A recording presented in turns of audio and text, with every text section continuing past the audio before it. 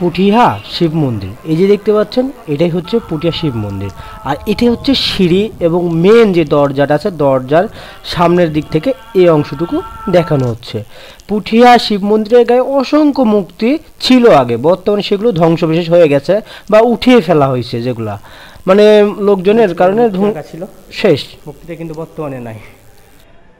আর এটাই হচ্ছে সেই বড় শিব মন্দির, এই যে এই জায়গায় মূর্তি ছিল, মূর্তিগুলা উঠাই ফেলছে।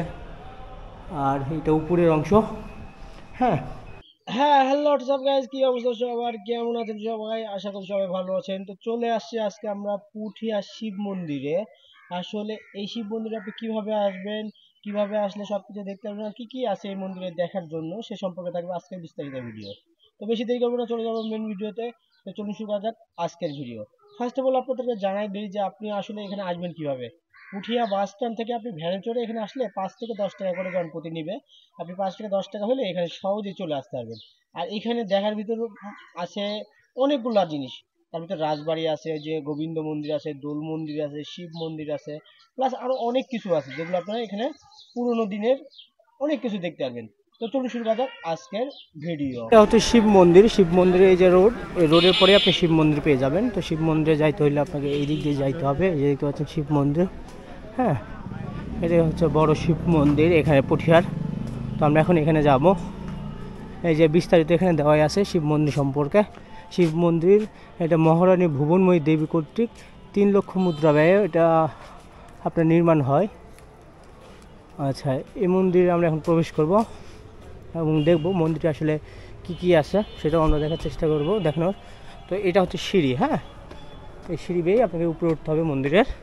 তবে মন্দিরের রক্ষাতে আপনারা অবশ্যই মানে জুতা খুলে প্রবেশ করবেন। হ্যাঁ, এখানে লেখাই আছে। এই যে এটা দেখতে পাচ্ছেন, এটা মন্দিরের মানে প্রধান গেট বলেন বা প্রধান জায়গা বলেন, সেটা হচ্ছে এটা। হ্যাঁ, তো এই যে এটা হচ্ছে মন্দির, মন্দিরের ভিতরের জায়গা হচ্ছে এটা।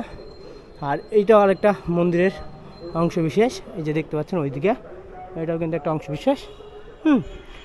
আর এইটা কিন্তু বড় মন্দির, এটা বড় শিব মন্দির, যে এখানে মূর্তিগুলো বর্তমানে নাই। কারণ মূর্তিগুলো না থাকার পিছনে কারণ এই যে দেখতে পাচ্ছেন এখানে মুক্তি আঁকা ছিল, মুক্তিটা কিন্তু বর্তমানে নাই। আর এটাই হচ্ছে সেই বড় শিব মন্দির, এই যে এই জায়গায় মুক্তি ছিল, মুক্তিগুলো উঠাই ফেলছে। আর এটা উপরের অংশ। হ্যাঁ, এই যে দেখতে পাচ্ছেন এটা শিব মন্দিরের পুরোটা অংশ। হ্যাঁ, আর এটা একটা দরজা, যদিও দরজাটা লাগা আছে।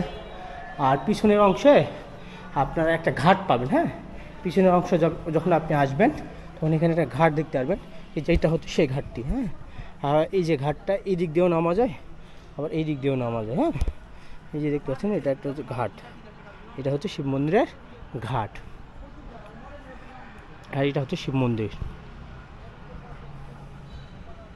মন্দিরের পাশে আপনারা এরকম একটা মিনার দেখতে পারবেন। হ্যাঁ, যে মিনারটা মন্দিরের পাশে আছে।